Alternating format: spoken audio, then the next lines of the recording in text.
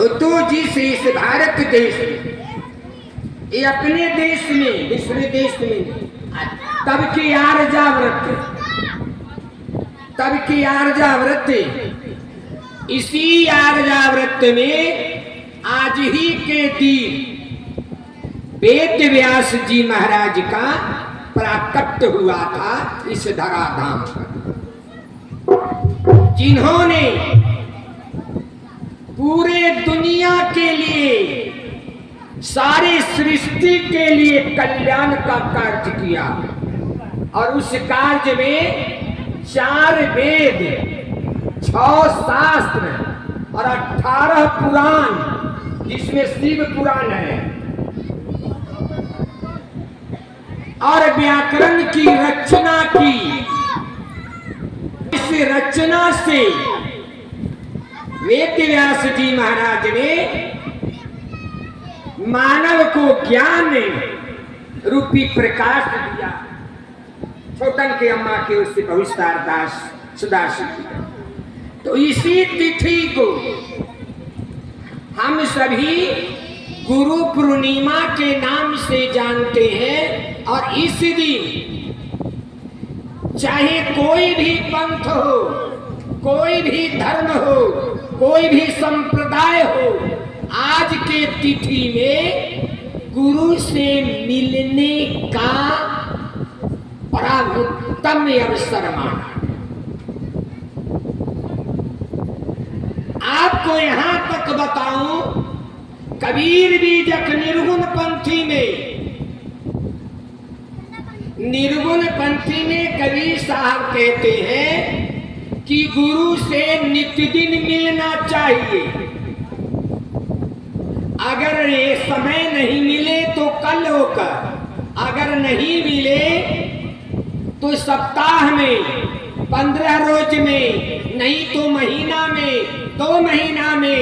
कहते कहते कभी साबीजक में कहते, 1 वर्ष में कभी समय न मिले तो गुरु के दरबार में गुरु पूर्णिमा के दिन अवश्य जाना।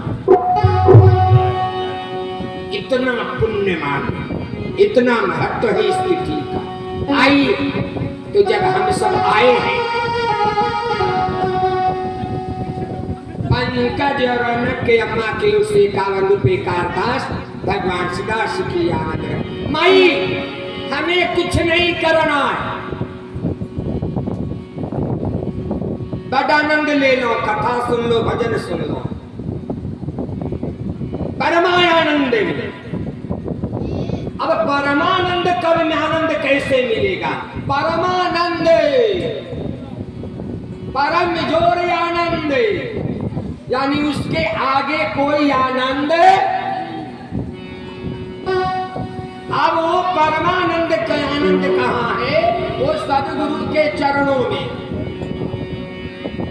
सदगुरु के चरण कमलों में है। अब सदगुरु के चरण कमलों में है तो झपट्टा मारकर छीन ले। बोलू कि गुरु जी को मैं धकेल कर लूट लूं। प्राणी के डॉक्टर भैया कह लो, हमें गुरु में समर्पित हो जाना। रमेश की अम्मा के ओर से 51 रुपये का दास भगवान सदाशिव की। माई, ये परमानंद, यह आनंद।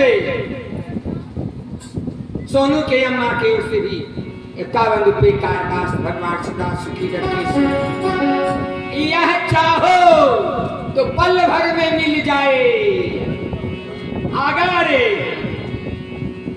अगर चाहना नहीं हुई तो करोड़ों जन्म तक नहीं। कैसे समर्पण हो ही, यही तो मुश्किल है। अगर समर्पण हो जाता हमें, तो हमें गुरु करने की क्या जरूरत थी? और सारे नियम पर नियम गुरु करने के बाद हमें कितना समर्पण है, इसके लिए एगो थर्मामीटर है सब लोग के पास। वह है ज्ञान रूपी थर्मामीटर। तो थर्मामीटर जब देखेंगे तो उस थर्मामीटर में हमें ज्ञान रूपी थर्मामीटर से विवेक रूपी जो वह दिखाई पड़ता है, उसमें जो विवेक है उससे पता चलता है कि हमने कितना समर्पण है।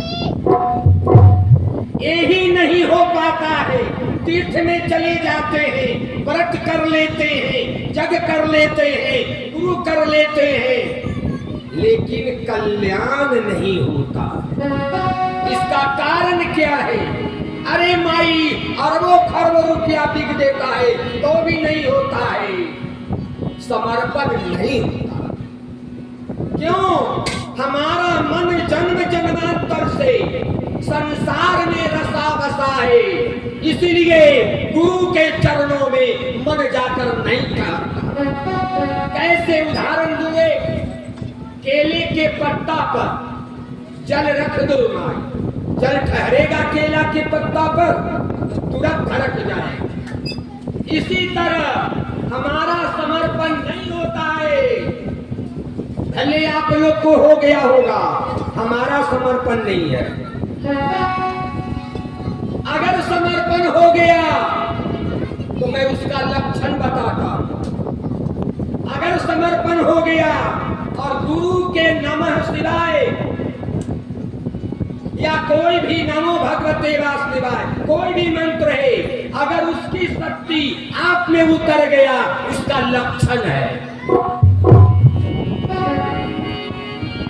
उसका लक्षण क्या है? सबसे पहले खाते पीते सोते जागते वह अपने अंदर में महादेव को देखने लगता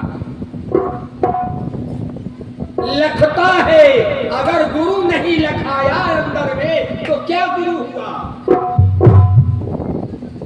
गुरु लखाता। और जब हमारा चित्त गुरु से हट जाता है, उस समय आंख से आंसू चलने लगता है। आप लोगों को आंसू चलता होगा, हमरा मिर्चाइयो लगा लेबे तो हमरा से हम मिर्चाई भी लगा ले तो इतना कठोर है। आंख से आंसू चलता है। जब गुरु का आनंद मिलता है तो वह हंसने लगता है, अपने आप हंसता है, चलते फिरते हंसी आ जाती। मेरा गुरु मेरा पिया मेरे साथ है। छोटे छोटे बच्चे जो जन्म लिया है देखे हैं, सुला दीजिए सोए में भी वो हंसता है।